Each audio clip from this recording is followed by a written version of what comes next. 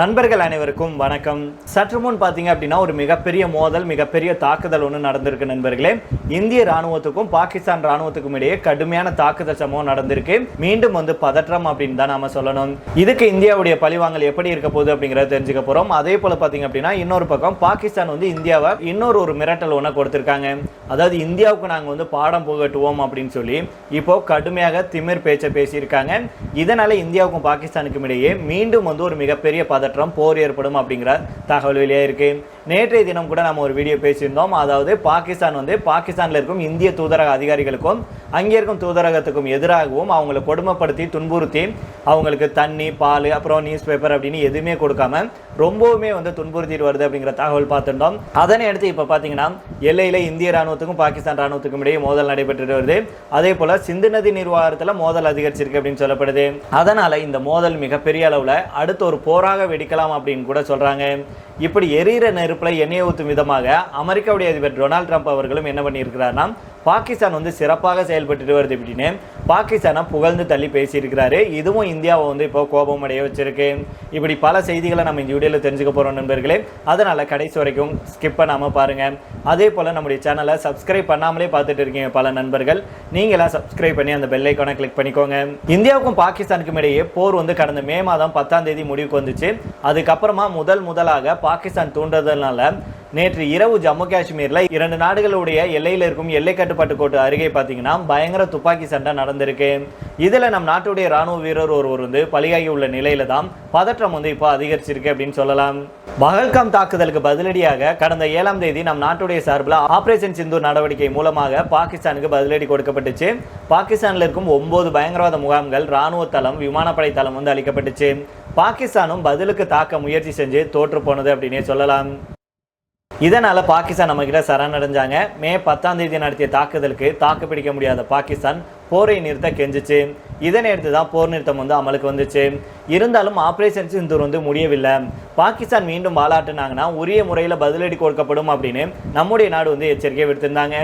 இந்த நிலையில தான் போர் நிறுத்தத்துக்கு அப்புறம் முதல் முறையாக எல்லையில் நேற்று கடும் துப்பாக்கி சண்டை நடந்திருக்கு. ஜம்மு காஷ்மீருடைய உரி செக்டாரில் இருக்கும் எல்லை கட்டுப்பாட்டு கோட்டின் அருகே நேற்று இரவு வழக்கம் போல நம் நாட்டுடைய ராணுவ வீரர்கள் ரோந்து பணியில் ஈடுபட்டிருக்காங்க. அப்போது பாகிஸ்தான்லேருந்து ஒருவர் எல்லையை கடந்து நம் நாட்டுக்குள்ள ஊடுருவ முயற்சி செஞ்சிருக்கிறாரு. இது வழக்கமான ஊடுருவல் முயற்சியிலிருந்து வேறுபட்டு இருந்திருக்கு. ஊடுருவ முயற்சி செஞ்ச நபரை நம்முடைய ராணுவ வீரர்கள் தடுக்க முயற்சி செஞ்சிருக்காங்க. அப்போது பாகிஸ்தானுடைய ராணுவம் என்ன பண்ணியிருக்கிறார், நம்முடைய நாட்டுடைய ராணுவ வீரர்கள் மேல துப்பாக்கி சூடு நடத்தியிருக்கு. இதனால நம்முடைய ராணுவ வீரர்களும் பதிலுக்கு துப்பாக்கி சூடு நடத்தியிருக்காங்க. இதனால இரண்டு தரப்புக்கும் இடையே துப்பாக்கி சண்டை நடந்துச்சு. இதுல நம் நாட்டுடைய வீரர் ஒருவர் காயமடைஞ்சாரு. இதற்கிடையில தான் இரவு நேரம் உள்பட மோசமான காலநிலையை பயன்படுத்தி நம்முடைய நாட்டுக்குள்ள ஊடுருவ முயற்சி செஞ்ச நபர் மீண்டும் பாகிஸ்தானுக்கே திரும்பி போயிட்டாரு. இப்பேற்பட்ட சூழல்ல தான் பாகிஸ்தானுடைய துப்பாக்கி சூட்டுல காயமடைந்த நம்முடைய ராணுவ வீரர் மரணம் அடைஞ்சிருக்கிறாரு. இதனால இரண்டு நாடுகளுக்கு இடையே இப்போ மீண்டும் பதற்றம் ஏற்பட்டிருக்கு. அதாவது நம்முடைய பகுதிக்குள்ள ஊடுருவ முயற்சி செஞ்ச அந்த விஷயம் கொஞ்சம் வழக்கத்துக்கு மாறாக இருந்ததுனால நம்முடைய இராணுவத்தினருக்கு சந்தேகம் வந்திருக்கு. அந்த சமயம் பார்த்து, அதாவது வேணும்னே இந்தியா மேல தாக்குதல் நடத்துறதுக்காக பாகிஸ்தான் ராணுவம் செட்டப் செஞ்சு இப்படி ஒரு தாக்குதலை நடத்தியிருக்கு அப்படின்னு சொல்லியிருக்காங்க. மேலும் நேற்று இருந்த காலநிலையை பயன்படுத்தி பாகிஸ்தானுடைய ராணுவம் ஏற்கனவே தயாராக இருந்து நம்முடைய ராணுவம் மேல இப்படி ஒரு தாக்குதலை நடத்தியிருக்காங்க அப்படின்னு சொல்லப்படுது. இதுக்கு கண்டிப்பாக இந்தியா பதிலடி கொடுப்பாங்க, கொடுத்தே தீர்வாங்க அப்படிங்கிறதா நம்முடைய கருத்தாக இருக்கு. பாகிஸ்தானை சும்மா விடக்கூடாது, தொடர்ந்து நம்மளை சீண்டிட்டு வருது. ஏற்கனவே இந்தியா கடுமையான வார்னிங் ஒன்று கொடுத்திருக்காங்க. எல்லையில நீங்க வாலாட்டுனீங்கன்னா ஆபரேஷன் சிந்தூர் அப்படிங்கிறது தொடர்ந்து நடைபெறும், உங்களை உண்டு இல்லைன்னு பண்ணிடுவோம் அப்படின்னு. அதை மீறி தாக்குதல் நடத்துறாங்க அப்படின்னா இதுக்கு மிக முக்கிய காரணம் அசீம் முனீர் அவர்கள் அமெரிக்கா போனது. அமெரிக்கா அசீம் முனீருக்கு மிகப்பெரிய வரவேற்பும் ஆதரவும் கொடுத்தது தான். அவர் அங்கே அமெரிக்கா போய் அவருக்கு ஆதரவு கொடுத்ததுனால தான் அமெரிக்காவுடைய ஆதரவுல இப்போ ஆட்டம் போட்டுட்டு இருக்கு பாகிஸ்தான். நேற்று நம்ம பேசின வீடியோக்களில் கூட சொல்லியிருந்தோம், அசீம் முனீர் அவர்கள் பஹல்காம் தாக்குதலுக்கு முன்னாடி இந்துக்களும் முஸ்லீம்களும் ஒன்றாக முடியாது அப்படின்னு சொல்லியிருந்தாரு. அதுக்கப்புறமா தான் பஹல்காம் தாக்குதல் நடைபெற்றது. அதே போல மீண்டும் பார்த்தீங்கன்னா இந்தியா மேல தாக்குதல் நடத்துவோம், ஏவுகணைகளை கொண்டு அணைகளை உடைப்போம் அப்படின்லாம் சொல்லியிருந்தாரு.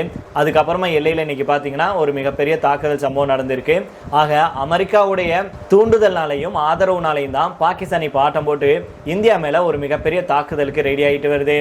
அதே போல நேற்று நாம ஒரு வீடியோ வந்து பேச மறந்துட்டோம் நண்பர்களே. என்ன அப்படின்னா, பாகிஸ்தானுடைய பிரதமர் ஷெபாஸ் ஷெரீப் அவர்கள் வந்து சிந்து நதி நீர் விவகாரத்தில் வந்து இந்தியா கிட்ட கெஞ்சினார் அப்படிங்கிற தகவல் கிடைச்சிருந்துச்சு. ஆனா நாம இன்றைய தினம் இல்லைன்னா லேட்டா பேசிக்கலாம்னு விட்டுருந்தோம். ஆனா இதே வேளையில அமெரிக்காவுடைய சப்போர்ட்னால பாத்தீங்கன்னா நாங்க வந்து இந்தியாவுக்கு பாடம் புகட்டுவோம் அப்படின்னு பாகிஸ்தானுடைய பிரதமர் ஷெபாஸ் ஷெரீப் அவர்கள் இன்றைய தினம் வந்து திமிராக பேசியிருக்கிறாரு. அதை நாம தெரிஞ்சுட்டு வரலாம் வாங்க. அதாவது பாகிஸ்தானுக்கு கிடைக்க வேண்டிய ஒரு சொட்டு தண்ணீரை எதிரி வந்து, அதாவது இந்தியாவை சொல்றாரு, அவங்க வந்து நிறுத்தினாங்கன்னா பாடம் கற்பிக்கப்படும் அப்படின்னு பாகிஸ்தானுடைய பிரதமர் ஷெபாஸ் ஷெரீப் அவர்கள் வாய்ஸ் அவுட்டால் விட்டிருக்கிறாரு. அதே போல தான் சிந்து நதியில அணை கட்டினா ஏவுகணை வச்சு அழிப்போம் அப்படின்னு பாகிஸ்தானுடைய ராணுவ தளபதி அசீம் முனீர் வாய்க்கொழுப்புல பேசிய நிலையில ஷெபாஸ் ஷெரீப் அவர்கள் பேசியிருப்பது இப்போ இரண்டு நாடுகளுக்கு இடையே பதற்றத்தை வந்து அதிகரிச்சிருக்கு. தற்போது சிந்து நதி நீர் நிறுத்தப்பட்டிருக்கிறதுனால பாகிஸ்தான் வந்து பெரிய பிரச்சனையை எதிர்கொண்டுட்டு வருது. இதனால தான் அந்த ஒப்பந்தத்தை நிறுத்தி வைத்ததை பாகிஸ்தானால தாங்கிக் கொள்ள முடியல. இப்பேற்பட்ட சூழ்நிலையில தான் இஸ்லாமாபாத்தில் ஒரு நிகழ்ச்சி ஒன்று நடந்திருக்கு. அதுல பிரதமர் ஷெபாஸ் ஷெரீப் அவர்கள் வந்து பேசியிருக்கிறாரு. அப்போது ஷெபாஸ் ஷெரீப் அவர்கள் வந்து சிந்து நதி நீர் விவகாரம் குறித்து பேசியிருக்கிறாரு. என்ன அப்படின்னா, பாகிஸ்தானுக்கு கிடைக்க வேண்டிய ஒரு சொட்டு தண்ணீரை கூட எதிரிகளால பறிக்க முடியாது. எங்களுடைய தண்ணீரை நிறுத்துவதாக நீங்கள் மிரட்டலாம், அதுக்கான முயற்சியை மேற்கொண்டீங்கன்னா பாகிஸ்தான் வந்து உரிய பதிலடி தரும், பாகிஸ்தான் உங்களுக்கு பாடம் புகட்டும் அப்படிங்கிறத மறக்க வேண்டாம் அப்படின்னு மிரட்டல் விடுத்திருக்கிறாரு. இதுக்கு முன்னதாக பாகிஸ்தானுடைய ராணுவ தளபதி அவர்கள் பேசியிருந்தாரு. இன்னைக்கு பாகிஸ்தானுடைய பிரதமர் ஷெபாஸ் ஷெரீப் அவர்கள் பேசியிருக்கிறாரு. அதே போல சிந்து நதி நீர் தொடர்பாக நேற்று முன்தினம் பார்த்தீங்கன்னா பாகிஸ்தானுடைய முன்னாள் அமைச்சரும் பாகிஸ்தான் மக்கள் கட்சியுடைய தலைவருமான பிலாவல் பூட்டோ சர்தாரி அவர்கள் மிரட்டல் ஒன்று விடுத்திருந்தாரு. அதாவது அவர் என்ன சொல்றாருன்னா, இந்திய பிரதமர் நரேந்திர மோடி சிந்து நதியின் மீது தாக்குதல் நடத்துவதாக அறிவித்தால் அவர் நம்முடைய வரலாறு, நம்முடைய கலாச்சாரம் மற்றும் நமது நாகரிகத்தை தாக்குறார் அப்படின்னு அர்த்தம். சிந்து நதிக்கு அச்சுறுத்தல் வரும்போது எல்லாம் சிந்து மக்கள் அதை காக்க முன் வந்திருக்காங்க. போர் ஏற்பட்டுச்சுன்னா மோடியை எதிர்கொள்ளும் வலிமை பாகிஸ்தான் மக்களுக்கு இருக்கு. இன்னொரு போர் மட்டும் வெடிச்சிச்சுன்னா பாகிஸ்தான் தங்களுடைய 6 நதிகளையும் மீட்க வேண்டியிருக்கும் அப்படின்னு வாய்ஸ் அவுட்டால் பேசியிருந்தாரு. அதாவது நம்ம கிட்ட வாங்கின அடியை மறந்துட்டு அவர் பேசியிருக்கிறார் அப்படின்னு தான் சொல்லணும். இப்படி பாகிஸ்தானுடைய தலைவர்கள் ஒரு பக்கம் வாய்க்கொழுப்புடன் பேசினாலும் நம் நாடு வந்து அதை கண்டுக்கவே இல்லை. சிந்து நதி நீர் ஒப்பந்தம் நிறுத்தியதுதான். பயங்கரவாதிகளுக்கான சப்போர்ட்டை பாகிஸ்தான் நிறுத்தினா மட்டும்தான் சிந்து நதி நீர் முறைப்படி கிடைக்கும் அப்படின்னு பிரதமர் மோடி, நம்முடைய மத்திய அமைச்சர் ஜெய்சங்கர், இன்னும் பல தலைவர்கள் வந்து தெளிவாக வந்து சொல்லிட்டாங்க. ஆனாலும் பாகிஸ்தானுடைய தலைவர்கள் இப்படி தொடர்ந்து கதறிக்கிட்டு தான் இருக்காங்க. இதே வேளையில அமெரிக்க அதிபர் டொனால்ட் ட்ரம்ப் அவர்கள் பாகிஸ்தானுடைய பயங்கரவாத எதிர்ப்பு நடவடிக்கைகளை பாராட்டியிருக்கிறாரு. மேலும் பிராந்திய மற்றும் உலக அமைதிக்கு அச்சுறுத்தலாக இருக்கும் பயங்கரவாத அமைப்புகளை கட்டுப்படுத்துவதில் பாகிஸ்தான் வந்து தொடர்ந்து வெற்றி பெறுவதாக அமெரிக்கா வந்து சொல்லியிருக்கு. அதாவது இஸ்லாமாபாத்தில் அமெரிக்கா பாகிஸ்தான் இடையே பயங்கரவாத எதிர்ப்பு பேச்சுவார்த்தைக்கு அப்புறம் 2 நாடுகளும் இணைந்து வெளியிட்டுள்ள அறிக்கையில் இந்த தகவல் வெளியாயிருக்கு. பயங்கரவாதத்தை எதிர்த்து போராடுவதற்கான தங்களுடைய உறுதிப்பாட்டை இரு தரப்பும் மீண்டும் வலியுறுத்தியிருக்காங்க அப்படிங்கிற தகவலையும் சொல்லியிருக்காங்க. இந்த பேச்சுவார்த்தைக்கு பாகிஸ்தான் சார்பில் ஐக்கிய நாடுகள் சபையுடைய சிறப்பு செயலாளர் நபில் முனீர் அவர்கள் தலைமை தாங்கியிருக்கிறாரு. அமெரிக்கா சார்பில் பயங்கரவாத எதிர்ப்புக்கான மாநில துறையின் பொறுப்பு ஒருங்கிணைப்பாளர் கிரிகோரிடி லோ கரிபோ அப்படிங்கிறவர் தலைமை தாங்கியிருக்கிறாரு. அமெரிக்க பாகிஸ்தான் உறவுல ட்ரம்ப் அவர்களுடைய ஆட்சியில் புதிய திருப்பம் ஏற்பட்டிருக்கு. அமெரிக்க அதிபர் டொனால்ட் ட்ரம்ப் பாகிஸ்தான் ராணுவ தளபதி அசீம் முனீர் சந்திப்புக்கு அப்புறம் பாகிஸ்தானுக்கு அமெரிக்காவுடைய ஆதரவு கிடைச்சிருக்கு. கிட்டத்தட்ட பாகிஸ்தான் வந்து அமெரிக்கா கிட்ட போய் படுத்துருச்சுன்னு சொல்லலாம். அதே போல அமெரிக்காவும் பாகிஸ்தானை வந்து நல்லா வச்சு செஞ்சுட்டு இருக்கு. ஆனா இது ரொம்ப காலத்துக்குலாம் இல்லை. ட்ரம்ப் அவர்கள் பாகிஸ்தானையும் நாளைக்கு எல்லா வேலையும் வாங்கிட்டு துரத்தி அடிச்சிருவார் அப்படின்னே சொல்லப்படுது. எது எப்படியோ, ஆனா இந்தியாவுக்கு எதிராக எந்த நாடு வந்தாலும் சரி, அது அமெரிக்காவே இருந்தாலும் சரி, பாகிஸ்தானாகவே இருந்தாலும் சரி, இல்ல பாகிஸ்தானை ஏவி விட்டு அமெரிக்கா ஏதாவது காய்களை நகர்த்தினாலும் இந்தியா கிட்ட உங்களுடைய பருப்பெல்லாம் வேகாது அப்படிங்கிறத இந்தியா மீண்டும் மீண்டும் தெளிவுபடுத்தி சொல்லியிருக்காங்க.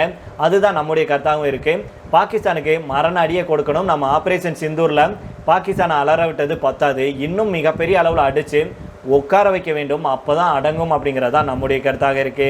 நீங்க என்ன நினைக்கிறீங்க அப்படிங்கிறத கீழே உள்ள கமெண்ட் பாக்ஸில் சொல்லுங்க. மீண்டும் நாளை வேற ஒரு செய்திகளுடன் உங்களை சந்திக்கிறேன். நன்றி, வணக்கம்.